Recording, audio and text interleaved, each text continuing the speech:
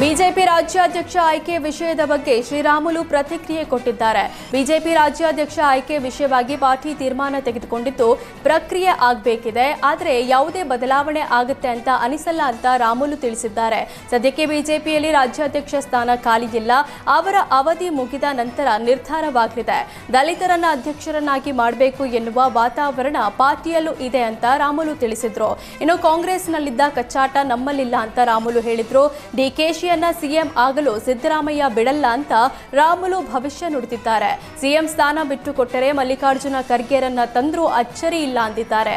ಎಸ್ಟಿಯಲ್ಲಿ ಸತೀಶ್ ಜಾರಕಿಹೊಳಿ ಅವರನ್ನ ಎತ್ತಿ ಕಟ್ಟುವ ಕೆಲಸವಾಗುತ್ತೆ. ಲಿಂಗಾಯತರಲ್ಲಿ ಎಂಬಿ ಪಾಟೀಲ್, ಕೃಷ್ಣ ಬೈರೇಗೌಡರನ್ನ ಎತ್ತಿ ಕಟ್ಟಿ ಗೊಂದಲವಾಗಿದೆ.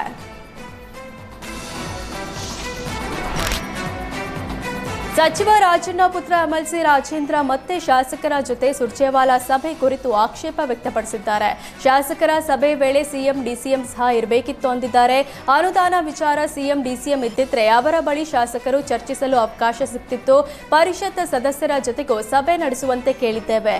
ಏನ್ ಮಾಡ್ತಾರೆ ನೋಡಬೇಕು ಅಂದ್ರು. ಇನ್ನು ಇದೇ ವೇಳೆ ಮೈಸೂರು ಸಮಾವೇಶ ಸರ್ಕಾರದ ಸಾಧನಾ ಸಮಾವೇಶ ಮಾತ್ರ, ಇದು ಶಕ್ತಿ ಪ್ರದರ್ಶನ ಅಲ್ಲ ಅಂತ ತಿಳಿಸಿದ್ರು. ಸಿಎಂ ತವರು ಜಿಲ್ಲೆ, ಹಾಗಾಗಿ ಸಹಜವಾಗಿ ಗಮನ ಸೆಳೆಯುತ್ತೆ ಅಂದ್ರು.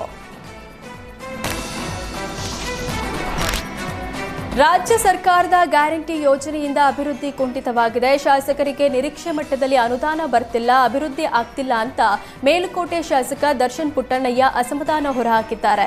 ಎಲ್ಲಾ ಶಾಸಕರಿಗೆ ಕೊಟ್ಟಿರುವ ರೀತಿ ನಮಗೂ 50 ಕೋಟಿ ಕೊಟ್ಟಿದ್ದಾರೆ, ನಿರೀಕ್ಷೆ ಮಟ್ಟದಲ್ಲಿ ಅನುದಾನ ಸಿಗ್ತಿಲ್ಲ.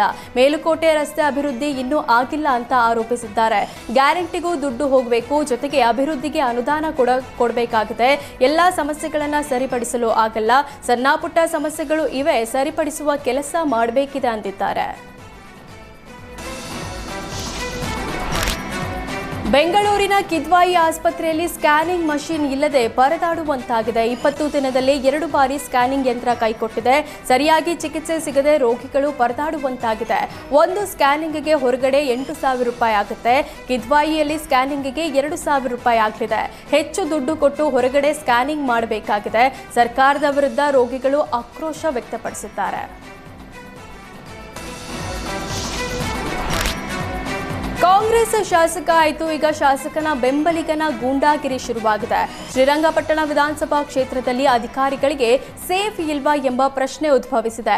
ವೈರಮುಡಿ ತಾಲೂಕು ಪಂಚಾಯಿತಿ ಮಾಜಿ ಸದಸ್ಯ ಹಾಗೂ ರಮೇಶ್ ಬಂಡಿ ಸಿದ್ದೇಗೌಡ ಆಪ್ತ ವೈರಮುಡಿ ಖಾತೆ ಮಾಡಿಕೊಡುವ ವಿಚಾರದಲ್ಲಿ ಪಿಡಿಒ ವಿರುದ್ಧ ವಾಗ್ವಾದ ನಡೆಸಿದ್ದಾನೆ.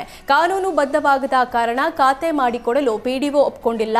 ಆದರೆ ಖಾತೆ ಮಾಡಿಕೊಟ್ಟಿಲ್ಲ ಅಂತ ವೈರಮುಡಿ ಆವಾಜ್ ಹಾಕಿದ್ದಾನೆ. ಕಾರು ಅಡ್ಡ ಹಾಕಿ ಧಿಮಾಕು ಪ್ರದರ್ಶಿಸಿದ್ದಾನೆ.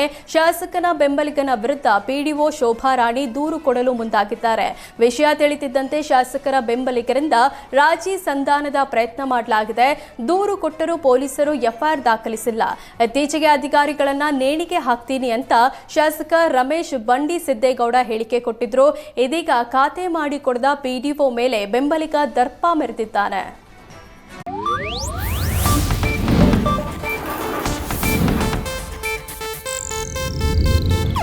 ಇದು ಏಷ್ಯಾನೆಟ್ ನ್ಯೂಸ್ ನೆಟ್ವರ್ಕ್ ಪ್ರಸ್ತುತಿ.